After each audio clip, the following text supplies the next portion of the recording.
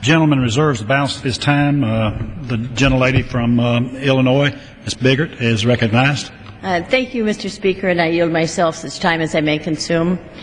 And I thank the gentleman from Georgia, Mr. Scott, for his kind words and all that he does in our Financial Services Committee on this type of issue, and for his management of this bill.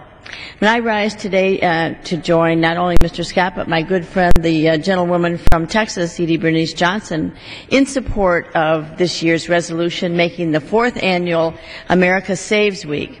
I'm pleased to join Congresswoman Johnson as a co-sponsor of the resolution, and I urge my colleagues to give it their full support. Mr. Speaker, as most of my colleagues are aware, I have been working for some years now to make financial literacy a top priority both in the classroom and here on Capitol Hill.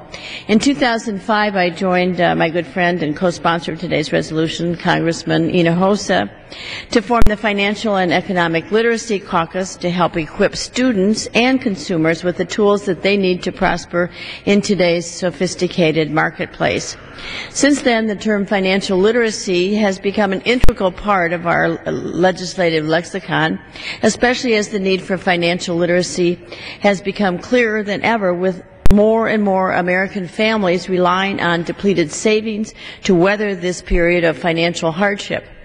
When it comes to preparing against economic uncertainty, recognizing deceptive practices, building credit, or making dozens of other day-to-day decisions, financial decisions, nothing protects consumers and their financial security more effectively than arming them, even as young students, with a sound foundation in financial literacy, and that lesson begins with savings.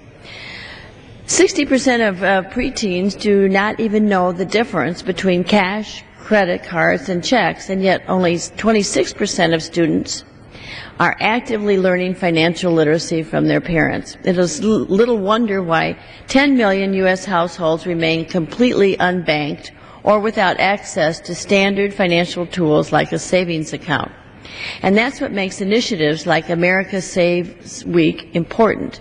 It represents a special opportunity for financial leaders from the FDIC and the Federal Trade Commission to the University of Illinois and the Jumpstart Coalition to share important resources and lessons with future savers who may be able to ride out the next financial downturn, buy a home, or retire more comfortably thanks to the financial tools they gained access to today.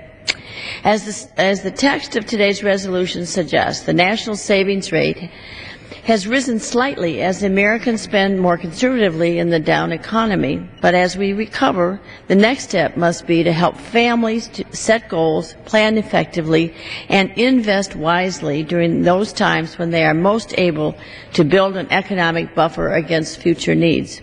Mr. Speaker, I'd like to take a brief moment here to urge my colleagues to consider joining the Financial and Economic Literacy Caucus, if they haven't already, by contacting either me or my distinguished co-chairman, Mr. Hinojosa. As my colleagues are aware, just last week the FTC teamed with our caucus to showcase consumer protection resources available to our constituents across America. Now we are getting ready for another exciting financial literacy month this April, with events and briefings to help Americans of all ages educate themselves on how to become more confident, savvy, and safe investors and consumers. I hope every member will be able to find time to participate or send staff to learn more about how members of Congress can help promote financial literacy in their own way. And I'd also like to take a moment to honor a departed colleague and friend, the late Congresswoman Stephanie Tubbs Jones. In previous years, she championed this resolution in the House and was a strong advocate for financial literacy throughout her career. I know that I'm not alone in saying that her presence is missed here on the House floor. With that, Mr. Speaker, let me just say once again that I urge my colleagues to join Congresswoman Johnson, Congressman Hinojosa, and me in supporting this resolution and sound saving habits during America Saves Week and throughout the year. And with that, I would reserve the balance of my time. The gentlewoman from Illinois reserves the balance of her time. The gentleman from Georgia